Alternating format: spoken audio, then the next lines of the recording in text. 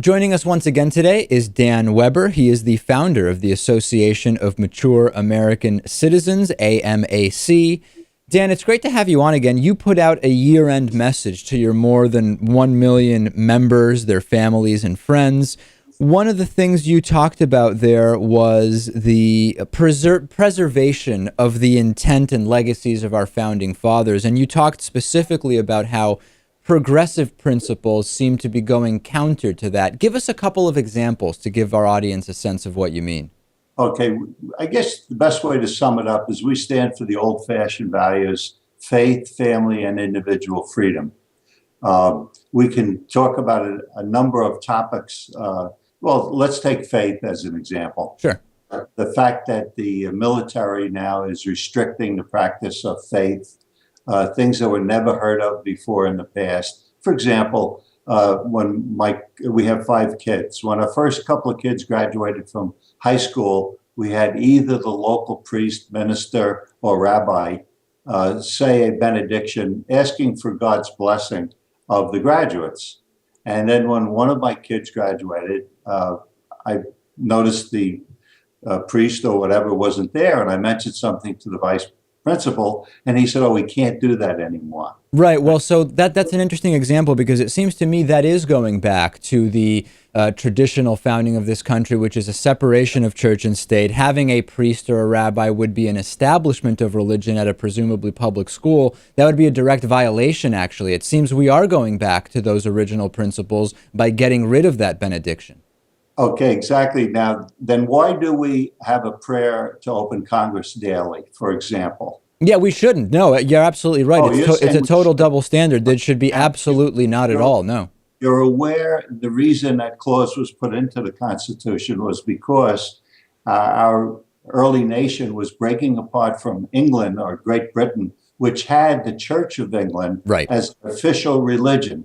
So our intelligent founding fathers said, we don't want to have an official religion, so we're not going to allow the government to establish a religion. However, it also says in the same clause, same sentence, the government can't prohibit free practice of religion. So for hundreds of years, we were having a benediction at our kids' graduations, and now we can't. So right, but again, Dan, I think we're getting into just a fundamental disagreement. Not having a benediction at a public school is not preventing anyone from practicing any religion they want. There's just no particular religion being established at the public school. This is basic. Yeah, well, that's where we have fundamental differences. You know, the other day I was talking with someone, and he was remarking how Tip O'Neill and Ronald Reagan got along so famously. They would fight like cats and dogs all day, and then in the evening, Reagan would have Tip over for a glass of beer and so on. And he was questioning, why aren't we doing that today? And I think the reason we aren't is because, in our opinion, the progressives have taken away the basic freedoms and enjoyment of personal liberties. Yeah, but Dan, imposing a Christian benediction at a public school is a removal of liberty by imposing one particular religion. But you're right. I don't think we're going to agree on this one. And because I know you have other grievances. But I didn't bring up Christian, you did. Well, you said a benediction. Yeah, well, Protestants have benedictions. And Protestants aren't Christian? Okay, how about Muslims? Okay, no, that's another example, yeah. And by the way, when there is any element of Islam in public schools, the right-wingers flip out, which shows us that there is not an even playing field at all. But Dan, I know you have so many other interesting points here. Another one is you're concerned about progressive revisionist history. You talked about that in your letter to your subscribers. Tell us a few examples of that. Okay, well, we could start with Columbus. We could talk about the American Indians, how Indians now are heroes. You won't find in history books how the Indians used to torture each other, how they would take the skin off of another tribe's brave's feet. So let me see if I follow, because we're jumping way in here, and I want to keep the audience kind of apprised step by step here. Because Native Americans would scalp each other, progressives are guilty of what? Okay, you're kind of twisting what I'm saying, but I'll let you get away with it. No, no, Dan, I'm not trying to. I asked for examples of progressive revisionist history, Okay, so and you now talked in the about, history yeah. books, the history books, all you'll read about is how bad the white people were to the Indians. And that's not telling the truth. A lot of the ways that the white men hurt the Indians were in retaliation for the way the Indians hurt the white men. Okay, but That's that may be true. That may be true, Dan. That may be true, but number Columbus one, is no longer looked at as a hero. He's looked at as a villain who brought smallpox and disseminated the Indians. okay, let's That's go not step by history. step though, but let's go step by step, Dan. First of all, did those who came from Europe bring smallpox or not to the continent? Definitely. They did. Okay. And were those individuals responsible for the systematic elimination of Native Americans and relegating them to, 20 or 30 kind of protected reservations today? Is that factually true? I'm not jumping on board. I'm just going step by step. Did that happen? I would say they were not responsible. Responsibility means that they knew what they were doing. They were not, they were irresponsible in spreading the disease. So I think the question is, were they culpable of that?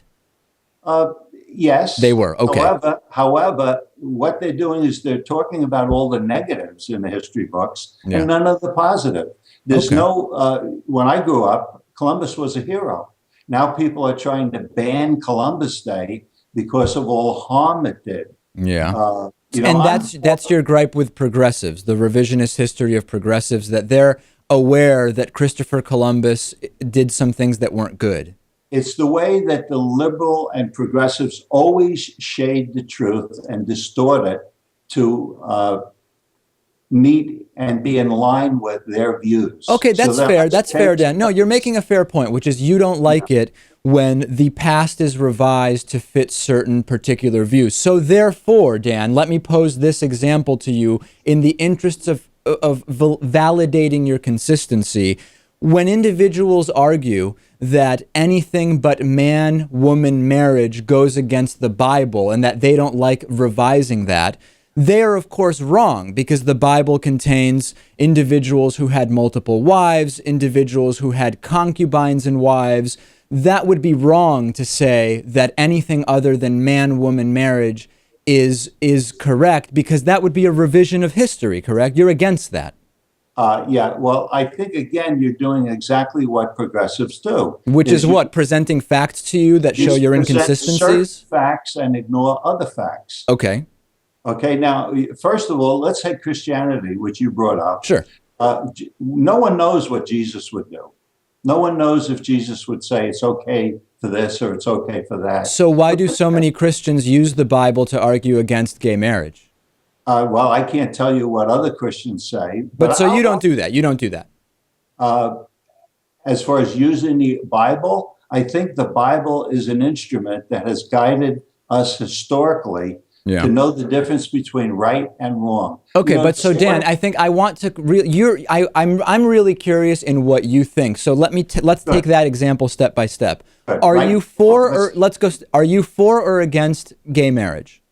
I don't think gay marriage is good. I think civil unions make sense. Okay, and what is your reasoning for why there should not be gay marriage? Okay, religious beliefs. Okay, and you just said, these are my personal beliefs now. I'm not talking about AMAC. These are my personal beliefs. I understand, Dan, but so Dan, listen to what you've just told me. You've told me that it's impossible to know what Jesus would want.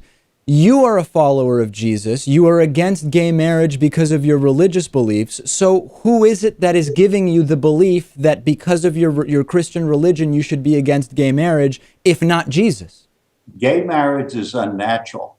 And I think if Jesus was alive, I'm supposing now, I think what he would say is, well, let's take autism. No. Let's not take autism. No. I want to focus because Dan, I can't let you get away with that. I can't let you get away with that. Hold on a second, Dan. Dan, hold on. My point? Without autism, we can do this without autism. I know we can. First, you said you don't know what Jesus would want, and it's wrong to evaluate that. Now you've said Jesus would be against gay marriage because it's unnatural, even though homosexuality exists in thousands of species. So how could you make either of those arguments, Dan? Okay, again, you're taking words and you're changing the context from the way I said it. I don't The think reason so. I brought up autism was because autism has increased tremendously. Yes or no? You can proceed with your Okay, argument. now, You don't need my You shouldn't need in my my validation on that. in my opinion, Yeah. years ago, I was in college and I saw a study that showed a lot of mice in a big box. And when you increase the number of mice in the box, homosexual acts were witnessed in a much higher degree.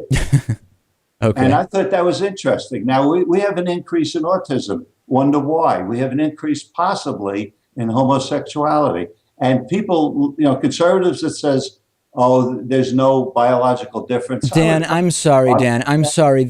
We have seen no increase in homosexuality. We've seen an increase in the number of people that are comfortable coming out. There is zero evidence that there are any more gay people now than before. But Dan, this has no connection to Jesus, which is what you started with. I mean, we're going all over the place here.